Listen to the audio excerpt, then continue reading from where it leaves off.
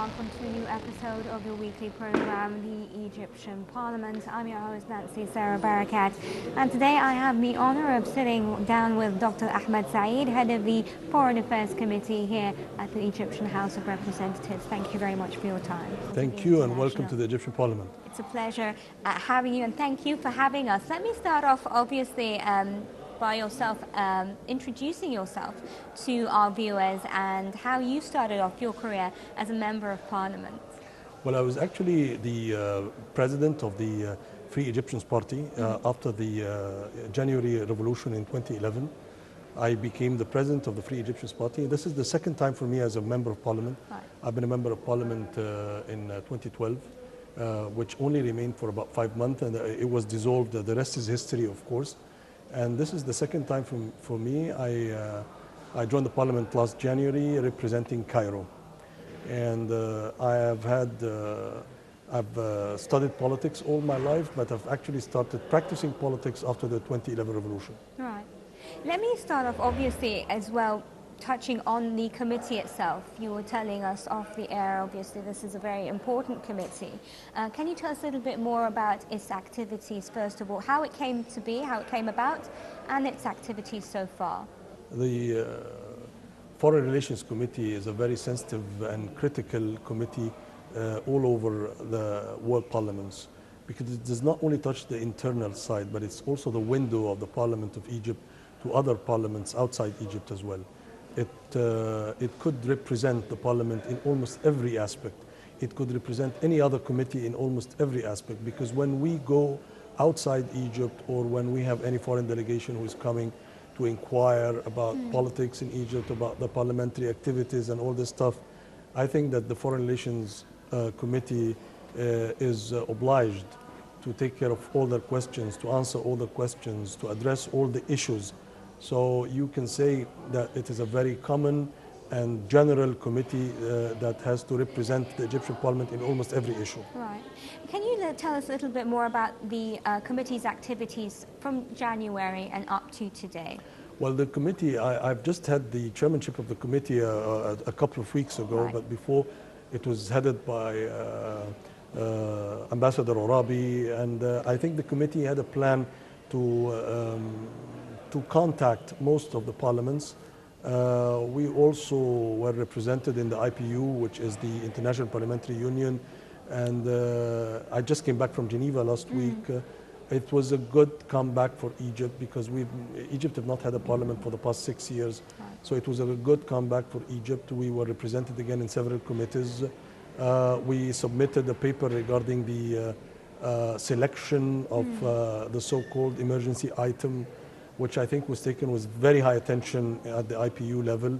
Of course, the situation in the Middle East, in the world, is very complex today with respect to foreign relations. So I guess we have a hell of a job to do, because we have a lot of files at hand right now. The United States elections approaching next week, and what are going to be the scenarios with any of the candidates. So it looks like Hillary Clinton is leading, but you also have to have your own analytic thinking and analytic approach to what if Trump wins, what if Clinton wins, and the situation in Syria, the situation with the refugees, the Egyptian position with respect to the economy, and to, when you talk about the Foreign Relations Committee, what can we do with respect to the tourism that's really affected a country like Egypt, where you have 2/3 of the monuments of the world, the best beaches, the best weather in the world, and at the end of the day you're having a problem with tourism. So we really need to lobby outside the country in order to convince the international community that it is not a matter of the Middle East, and it's not a matter of Egypt, it's a matter of how safe the country is. Right. And I've always touched this point with a lot of Europeans, that is Egypt more safe than some European countries? Right. I would always argue this: yes, we are safer than most European countries, because terrorism did not leave anywhere. I mean, it's all around. So I just think that things should get better in Egypt soon, and I think that with the current economic reform going on, things are going to stabilize. So it is the duty of the Foreign Relations Committee to reflect this to the rest of the world. Right. Your Excellency, let me also ask you a little bit about what's going to top your agenda Head of the committee, what's on the agenda for you? Well, right now we're working on some internal things within the parliament and some external things. With the internal things, we are giving so much and communicating with the rest of the parliamentarians. Foreign relations is a hot topic. Right. And each and every parliamentarian has the right to comment about what's going on in the world. So I am trying to form a special unit in order to issue certain bulletins, in order to make parliamentarians aware of what is going on outside Egypt with some analytic approach and analysis, Right. so that when they speak about what's going on, they have enough data and literature to discuss. Right. So this is one thing. The other thing is we want to form certain lobbies outside Egypt and in Europe, in the United States, North America, Latin America. It is very important for us to create those lobbying units to, at the end of the day, affect the decision-making process, whether in the United Nations, in the Security Council, the different parliaments in the world. The third thing is, it is very important for us, we were just discussing it today, how are we going to contact and have direct ways of communication between the Egyptian parliament and other parliaments. Right. There is a very big difference between the parliamentary diplomacy, parliamentary politics, and the real diplomacy that we're talking about with respect to foreign ministers. So we want to fill this gap that Egypt has not been filling for the past few years. I mean, when I talk about few years, I mean 6 or 7 years. So our agenda is to be able to communicate with parliamentarians all over the world, let them know what is going on.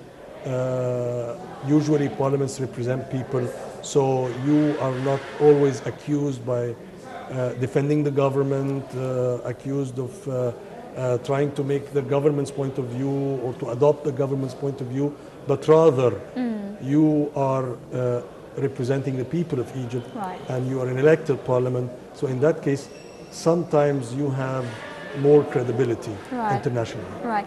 And I wanted to ask you a little bit more about the difference between, obviously, as you mentioned, government diplomacy and parliamentary diplomacy. You mentioned one of the points is that sometimes you have a bit more credibility with people because you are elected and you represent the Egyptian people. How have you found, obviously from your experiences, or how do you wish to utilize this to Egypt's benefit? I wish to utilize this to make, for example, I headed a delegation, an Egyptian delegation to the European Parliament last April. Right. And of course, there are a lot of files that were discussed and concerning Egyptian files. I mean, Right. I have found out that there is a lot of information that they get that are mostly exaggerated about. I think and a few information that were mentioned that is totally untrue. So I mean, it is also we should find a mechanism by which we can communicate together, because sometimes they make decisions, they make decrees, they have decisions regarding Egypt. The European Parliament have issued in the past few years 13 decisions, I believe, regarding Egypt. This is over attention. This is over attention. And by communicating with the parliamentarians, I realized that one, not every information they have is true. Two, not every information they have is correct or accurate. Three, I told them very clearly that I want to be one of the sources of your information. Right. If you don't find me credible, it's your job to try to change me later on or to ignore me later on. But with a parliament like the Egyptian parliament that has been freely elected, and you know very well that we have credibility among our people at least, so you can talk to us, you can communicate with us. If there is an issue about Egypt, I would like them to revert to the Egyptian parliament, to come to us, and for us to also express our opinion with this. So you don't need to get all your information from international organizations or from foreign organizations and depend on it. I want to be a source of your info. Would the committee be working independently or in conjunction with, or in cooperation with, rather, the government and the foreign ministry? You cannot work independently. I mean, at the end of the day, you have to listen to all government sections. You have to listen to the cabinet. You have to listen to the people in the security apparatus. You have to listen in order to be able to form an idea of what is going on. Yani at the end of the day, we go listen form our own idea about what is going on and represent Egypt with other parliamentarians. Right. I also wanted to ask you about how you view the government's efforts recently on the international arena. How did you see that? I think that there is a lot of pressure on Egypt right now. Right. And to be honest, I consider the foreign relations file as a successful one. I cannot say that it is, has not really achieved its target 100%, but I cannot say that it is doing bad. Right. So I think it is very successfully handled right now. And it is also in the interest of the country in general, because at the end of the day, we're working for Egypt. Right. Whether it's a parliament, whether it's a cabinet, a minister can be a parliamentarian, and vice versa.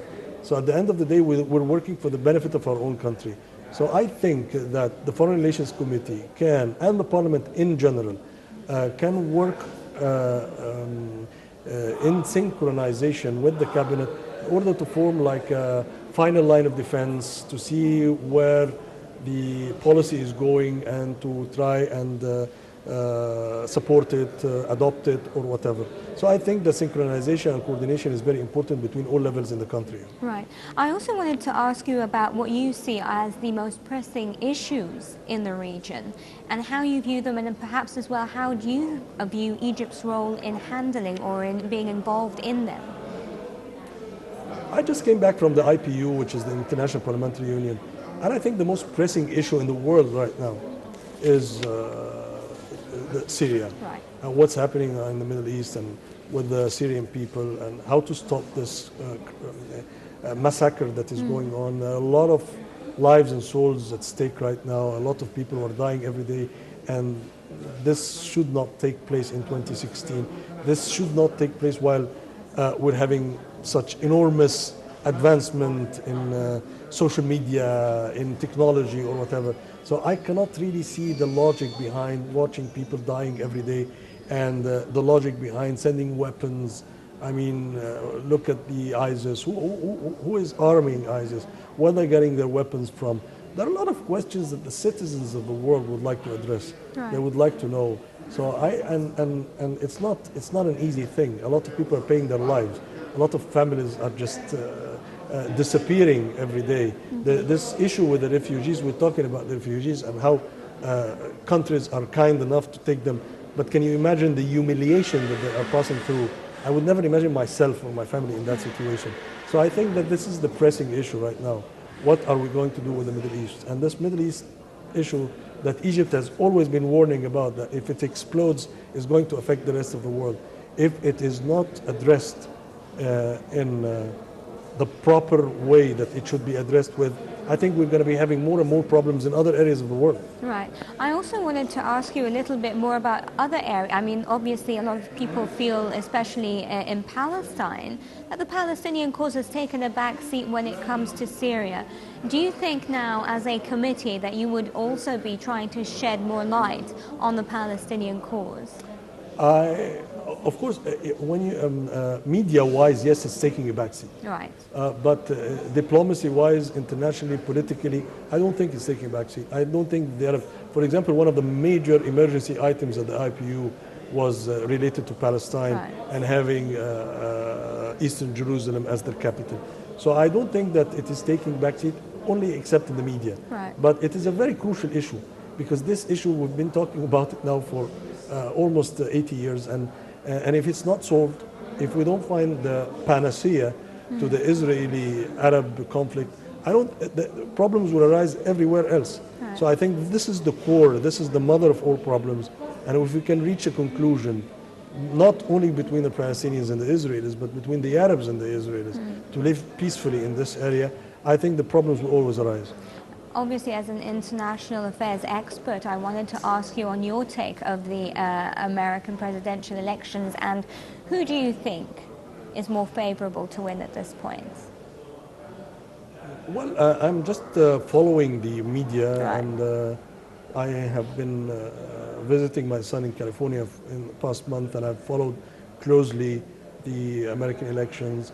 I do believe that Mrs. Clinton has a very big chance of winning. I personally believe that America will not witness a Republican president within the next 20 years due to that demographic structure. When you look at the increase of the African Americans and the Hispanics and all these vote Democrats. This is my personal opinion, Right. by the way. I'm not representing. This is my personal opinion. So I think that Hillary Clinton, even if Trump was more prepared, I think that Clinton would have had a better chance. Any Democratic president today, and that's why we see in the U.S. a split between the presidency goes to the Democrats and the Congress goes to the Republicans for some time. But to be specific with respect to the current presidency, all the polls are saying that Hillary is leading, and I think that the United States will witness its first lady president ever. Your Excellency, obviously the reason why I asked you about your opinion of who would win the US presidential elections is to get to know how you think, if either candidate wins, how that would change America's policy towards Egypt and the Middle East at large. Well, this is a very good question, but to be very honest with you, Mr. Trump has not been a politician before. We have absolutely no idea about his tendencies. He has called for a lot of things. Some of them are good, some of them are not really encouraging. But at the end of the day, when you sit on the chair, as we call it here in Egypt, when you're there in power, a lot of things that you may have thought about will change. So it is very difficult to predict how Mr. Trump could look like as a president. Right. But it is easier. Mrs. Clinton is the wife of the ex-American president, Bill Clinton. We've seen his economic reforms, we've seen his approaches to the economy, and we've heard that she was involved one way or another, and we cannot deny something like this. And at the same time, she is a politician, member of the Senate or the Congress, and she's been working closely with President Obama as Secretary of State. We've seen her policies in the Middle East, we've seen her approaches. So, I mean, it is easier to predict how things are going to look like if Hillary Clinton takes over. But the question is whether if she takes over, will she complete the same norm, the same mode and mood? Right. This is a question that only time will be able to tell. Right. I wanted to also ask you a little bit more about how you're going to be looking at international relations. Obviously, you're head of the committee. How are you going to be looking not just at how Egypt is represented internationally, but perhaps also as Egypt as one of the main countries in the region, and how it's going to sort out some of its relations as well with other countries, be it in Africa, be it in the Middle East, or around the world? Well, honestly, it's as I mentioned in the beginning, it's a very critical phase or period, era, whatever you may call it, that we're passing through. We have a lot of challenges in Africa. We have a lot of challenges with respect to water and to Ethiopia and this dam that is being built and how it could affect Egypt. This is something that is very serious. Right. You have a lot of challenges also in the Middle East. You have a lot of challenges with the Arab countries. You have a lot of challenges with the Gulf countries as well. The whole map is changing. And at the same time, Egypt has to maintain a very strong relationship with Europe, with Asia, with North America. So I mean, there are a lot of things and a lot of files that you have to work on. I think we're lucky enough in the Parliament here that we have the Foreign Relations Committee, we have the African Affairs, and we have the Arab Affairs. So I don't really have to focus on almost everything. Right. But at the end of the day, we have to coordinate together. Right. Because it all falls at the end under the auspices of foreign relations. So having all these challenges and talking about all these challenges, you and I know very well the number of challenges that we're facing. Yeah. It is only through very analytic thinking, a lot of diplomacy that is being required, determining exactly what your goals are, because in order to succeed in achieving any international achievement, you have to have a goal. So Egypt is bound today to really focus on what kind of goals do we want, what are our goals with Europe, what are our goals with the US, what kind of relationship do we want to see between the Egypt and the US, what kind of relationship between us and the GCC countries, for example. So there are a lot of things that should be done, as a parliament, we will be able to present our own and submit our own point of view, our own interpretation of the scene. Right. But at the end of the day, it is consultative opinion, and it's up to the decision-making process in the country to go right or left. Thank you very much, Dr. Ahmed Saeed, head of the Foreign Affairs Committee. Ladies and gentlemen, a quick break and then we'll be back with more here on the program.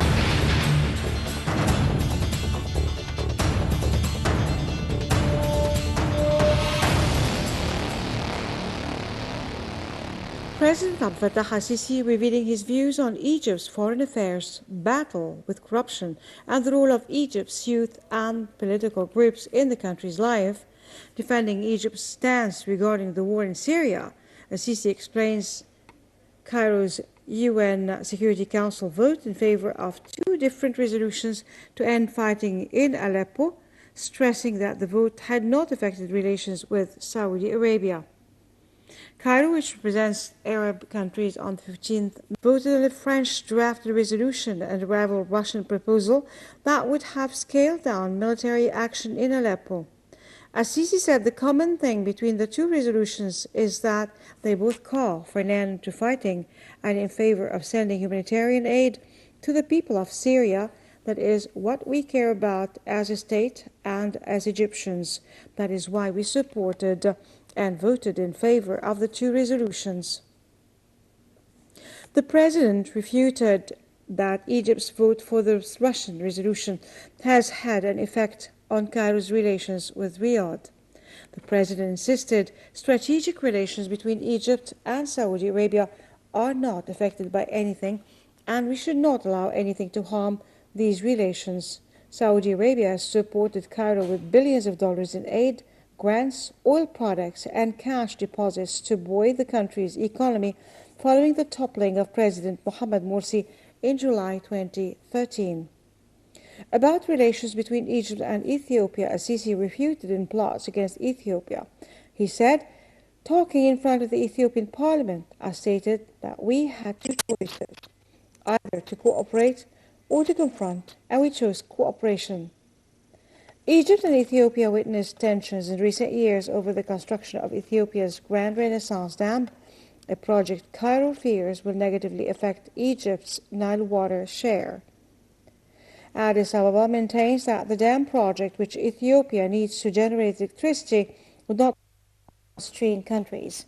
Relations improved in recent months, particularly after Egypt, Ethiopia, and Sudan signed in September the final contract for the long-awaited technical studies on the potential impact of the dam on downstream countries.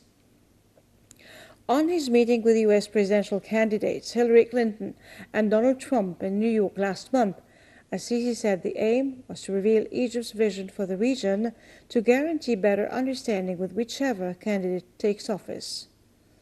On relations with Russia, Al-Sisi said that efforts are ongoing to resume Russian flights back to Egypt.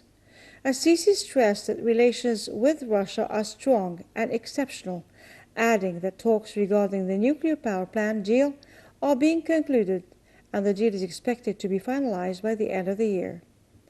Last November, Sergei Kuryenko, the head of Russia's state-owned nuclear firm Rosatom, along with a Russian delegation, signed the Daba nuclear plant deal with the Egyptian government. The plant, which will be built in the Western Desert, is expected to be finished within 12 years and will consist of 4 nuclear power units, 1,200 megawatts each. Al-Sisi has frequently stressed that the project is peaceful and aims to produce electricity. On relations with China and India, Al-Sisi said that the 2 countries support Egypt and plan to cooperate in business and technology. On Greece and Cyprus, Al-Sisi said that last week's trilateral presidential meeting in Cairo confirmed the 3 countries' cooperation in combating terrorism and illegal migration.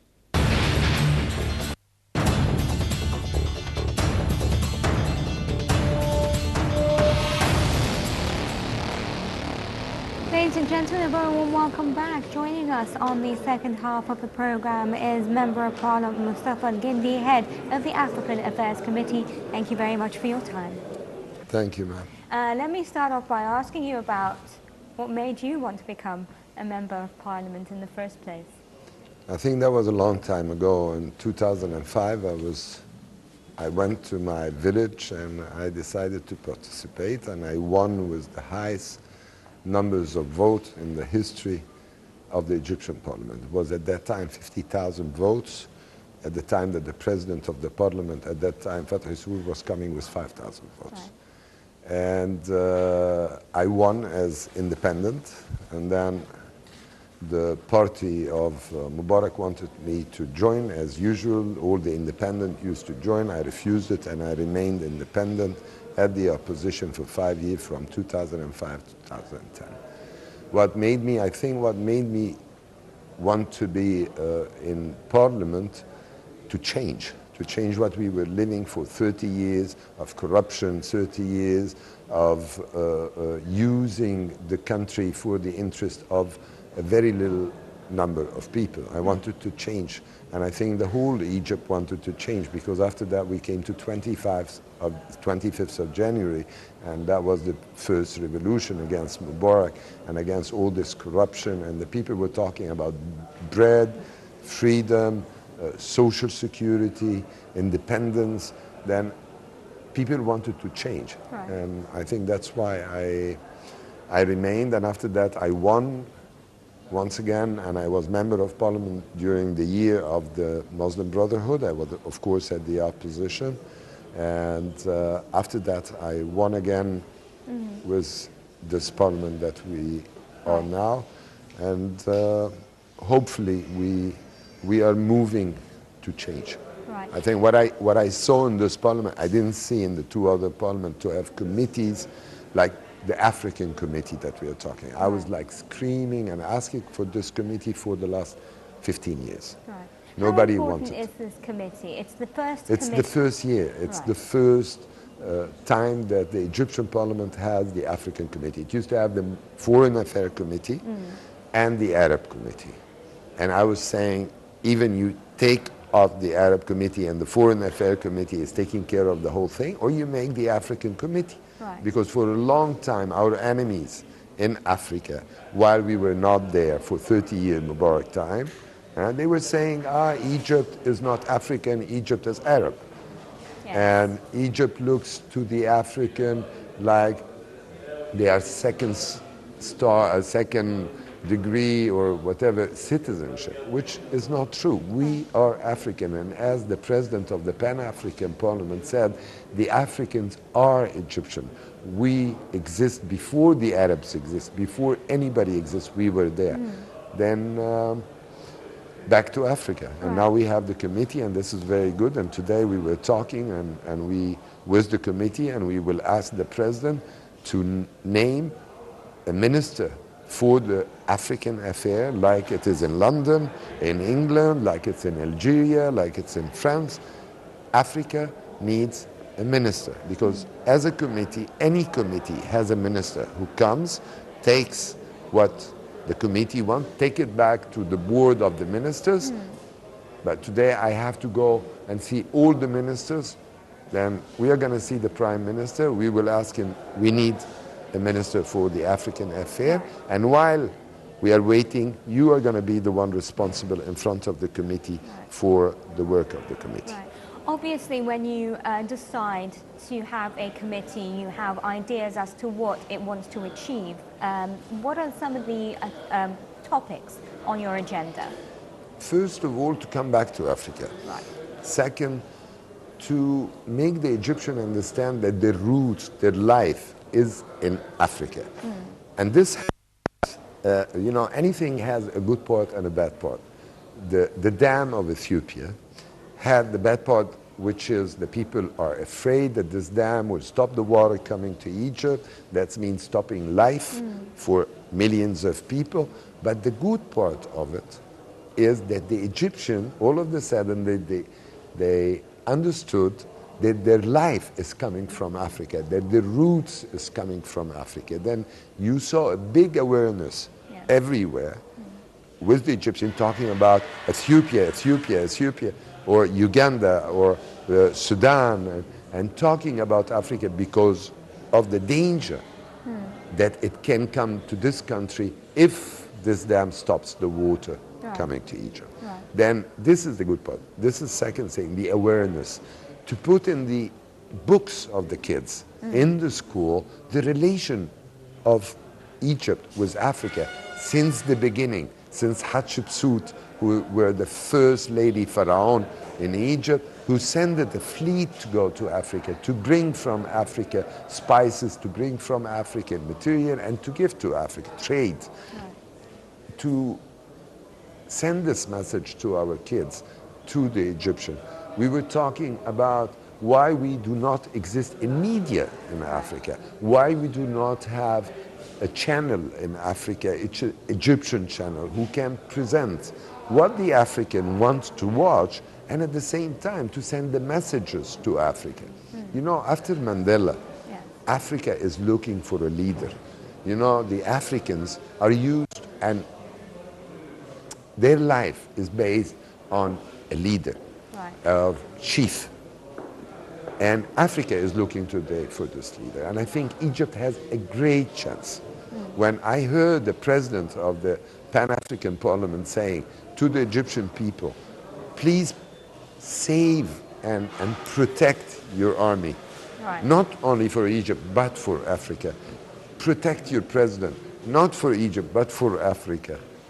That was a big message when he said that the president of Egypt and the army of Egypt are the only one who are really fighting against terrorism, because he do not believe in what's happening in Syria, in what's happening in Iraq, in what's happening in Yemen, in Libya. He sees that it's not fighting terrorism because every one of them, of these big powers, he has his group of terrorists that he is financing, he is giving the money, he's giving the weapon. Then really terrorism today is not anymore a guy with a bomb that he will explode. No, terrorism today became something very important, which became armies, army of terrorism, big number of people going to it. And this is states that financing that. Sir, I wanted to ask you, obviously, will that also include, the committee will also touch on security and security cooperation when it comes to combating terrorism in the African continent? Absolutely. You know, we saw Netanyahu going to Africa, telling everybody, we have the experience, we are the best in the world to fight terrorism, we have the best weapon, we have people to train you. And he was marketing Israel in Africa, that she is the solution of the big problem of the world and of Africa, terrorism. We talked about this today in the committee, saying that neither America, neither Russia, neither Israel cannot fight terrorism with only weapon. Why? Because you can kill 10 people and then you will have 1,000 people coming. Then you cannot win terrorism this way. You need, beside the weapon, you need Al-Azhar. You need to change you need the revolution in the Islamic speech. We need to talk about love in Islam. We need to talk about protection of non-Muslim. We need to talk that Muslims can marry a Christian or a Jew. That means that he cannot tell his kids that your mother and your grandfather are bad guys, because they will tell him, why did you marry them? Then we, as Muslim, we have a big work to do in that. We talked in the committee that we are going to call for a big conference where you will have, not like Netanyahu, only the weapon. No, you will have the experience, you will have Al-Azhar, you will have the church, and here we can say we are starting the real fight against terrorism. We need to exchange information. We need to work together, and I think that Egypt has a huge role in that, and the Africans see it, and the Africans are counting a lot on Egypt to help them, to take responsibility, and I for that. If I'm not mistaken, not too far back, there was an Africans Parliament committee, I think, or a session that was held in the Red Sea resort city of Sharm el-Sheikh. If you could tell us a little bit more about that and how that encouraged cooperation between parliaments in the African continent and here in Egypt. First, I just wanted to tell the people who are watching what is the Pan-African Parliament. The Pan-African Parliament is an organ of the African Union, okay? And the Pan-African Parliament, every country of Africa has 5 MP from the national parliament representing their parliament in the Pan-African Parliament. Then it's an organ who has in it 54 countries, because Morocco is not in, 54 countries by 5 MPs. The parliament base is in South Africa, like the African Union is in Ethiopia. Then the base in South Africa, and for the first time that the Pan-African Parliament decided to have a session out of South Africa. And of course that was a big thing, because you need 2/3 of the MPs to vote for the Parliament to do a session out of the real base of the Pan-African Parliament. Then this to happen, it was a very important move. It was a trust, support of the African for Egypt. Of course, there is some, how can I say that? Some countries that took the place of Egypt while Egypt was away from Africa, and thus they have all the right, and now they don't want you to come back. Then they were talking about terrorism, that Egypt has no security, but when the people came and they spent the 15 days, the whole session in Egypt, even these people who were talking about non-security, I presented 3 letters. I had 3 letters. I am the president consulting for political affairs of the Pan-African Parliament. And we had 3 letters where he was thanking the police department and the police minister.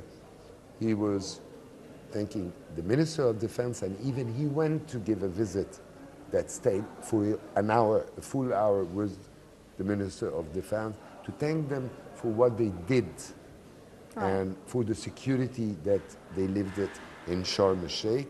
And he had a very important speech, this man, saying, asking all the Africans to stop traveling to America and to France and travel to Africa, travel to Egypt. We are 1.2 billion African. If 10% of them is 120 million can travel, it can change a lot. Indeed. They are doing embargoes on us.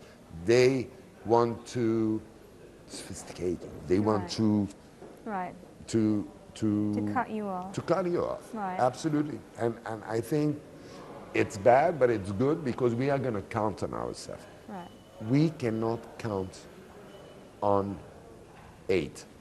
We need to count on what we have, develop what we have, cooperate with your neighbors, because no one has everything. We need each other. I have the orange, you have the cotton, he have the coffee, he have the water, he have the oil. If we take it as neighbors, we can have everything. And that's our vision. Instead of fighting, develop.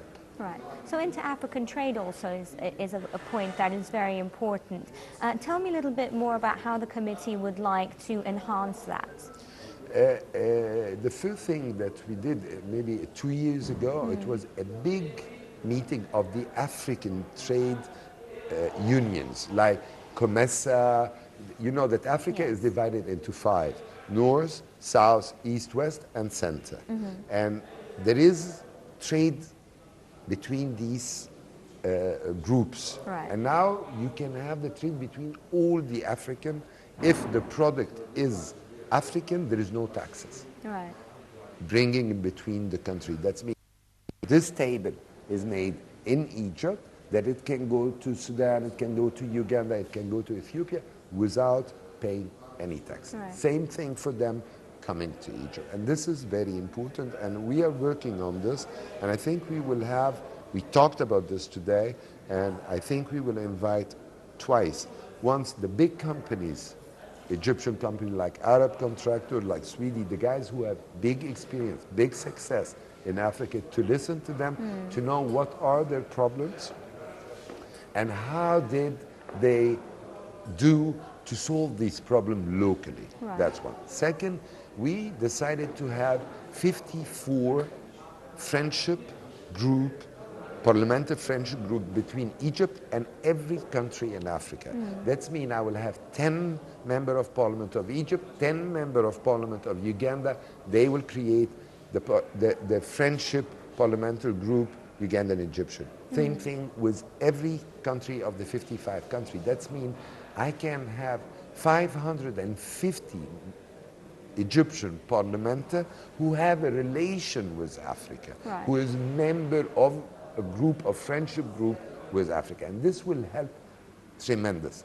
Why? Because if you are an investor, if you are an Egyptian, if you are the embassy, if you are Egyptian living in this country and you have a problem, or you want to develop something, or you have an idea, you can go directly to the parliament Right. in this country, and you will have friends in this parliament who will help you to solve your problem or to open opportunities. Same thing to them. I was talking with Senegal.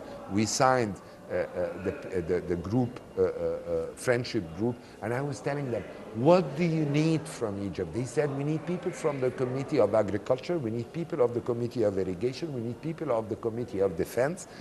Then they tell you the need, and you bring from the Egyptian parliament the specialists that this country needs, and you create. Like I will tell them, I need people in irrigation, I need people in agriculture, I need people in defense, same thing. And then we will create these groups. These groups will live.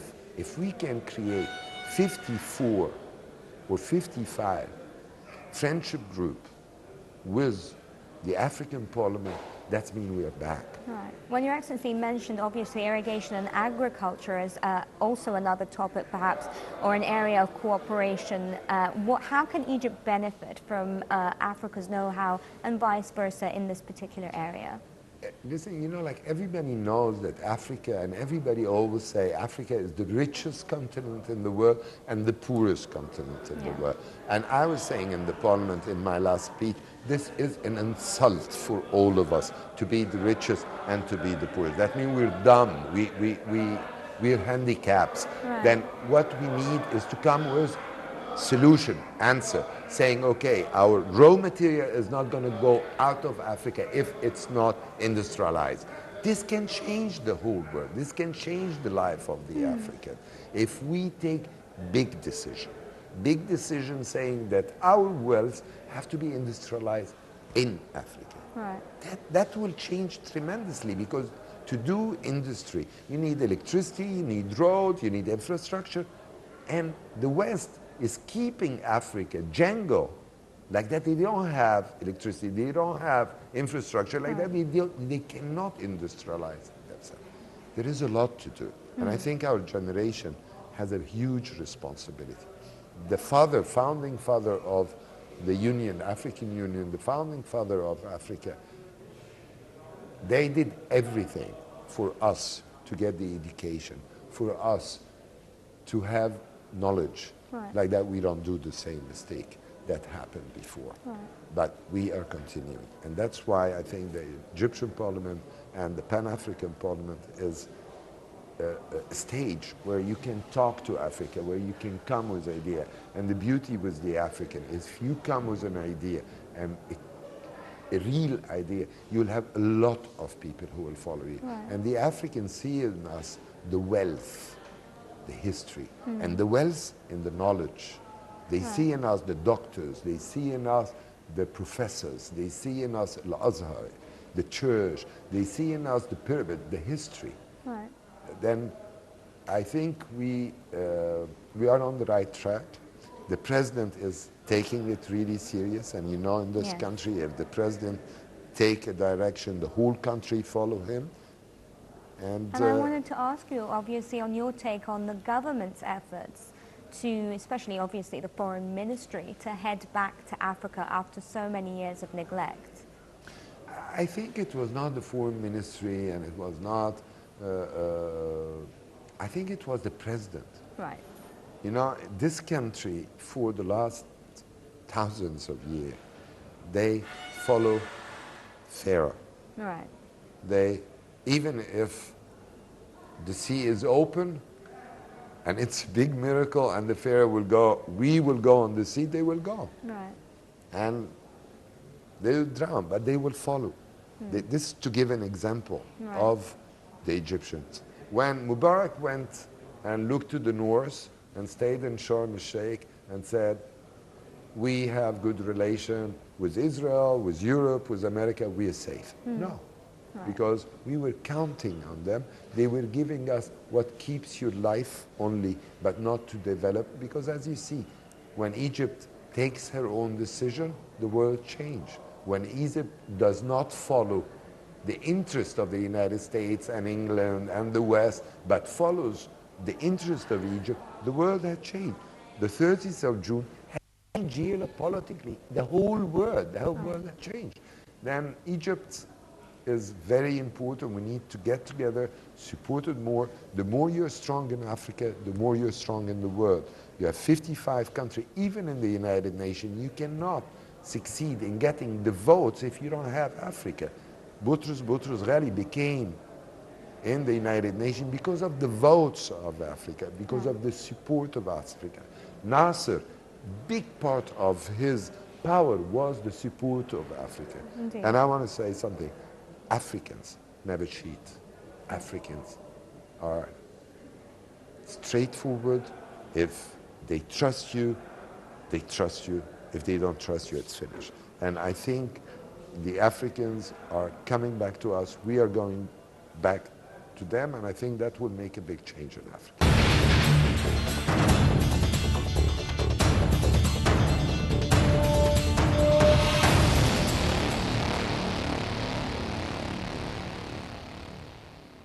Egypt attaches special importance to Arab and African causes in light of its membership in the UN Security Council, UNSC, and the Peace and Security Council of the AU, PSC. Delivering a speech during the joint session for Arab and African parliamentarians, Prime Minister Sharif Ismail said that Egypt gives top priority in dealing with terrorism and extremism phenomenon. Egypt calls for intensifying efforts and creating mechanisms for joint cooperation in order to uproot terrorism and extremism. Welcoming participants in the joint session of the Arab Parliament and the Pan-African Parliament in Sharm el-Sheikh in Egypt, President Sisi said that Egypt is celebrating two important events in its modern history. The first marks the 150th anniversary of the inception of parliamentary life in Egypt, and the second is to celebrate the 43rd anniversary of the 6th of October War victory. Prime Minister Sharif Ismail voiced appreciation to the Pan-African Parliament for choosing Egypt as a venue for holding its first session outside its main premises. He also urged Egypt's representatives in the Pan-African Parliament to contribute more effectively in adopting the continent's causes and providing ideas which push the joint African action forward. He further voiced appreciation to the participation of the Arab Parliament in celebration marking the 150th anniversary of the inception of parliamentary life in Egypt. President Sisi congratulated the Arab and African parliaments for choosing the theme of economic cooperation between Arab and African countries for discussion during the joint session. The Arab-African strategic partnership in place since 1977 was entrenched by the first Arab-African summit in Cairo. The economic development issues are among the priorities of the Arab and African countries. President Sisi, meanwhile, hoped that the fourth Arab-African summit, which is scheduled to be held in Malabo in November, will be a good opportunity to attain more progress in this respect. President Sisi called for rallying efforts and boosting joint cooperation between the Arab and African sides in order to uproot terrorism more from world countries, especially in Syria, Iraq, Libya, the African Sahel countries, and Somalia. He also underlined the need of adopting a joint Arab-African strategy to confront terrorism. He further urged the Arab and African parliaments to raise the strategy to the leaderships and presidents. President Sisi hailed the support of the African countries to the Arab causes in the international fora, topped by the Palestinian cause and the right of the Palestinian nation in establishing its independent state with Al-Quds, occupied East Jerusalem, as its capital. The Libyan crisis is considered a model for joint challenges which confront the Arab and African countries. he said, underlying the need of preserving Libya's territorial integrity. He also underlined the need of fighting and lifting the arms embargo on the Libyan National Army in order to enable it to defend Libya and confront terrorism. Regarding the Yemeni crisis, President Sisi said that the dangerous situation in Libya affects the stability of the Horn of Africa.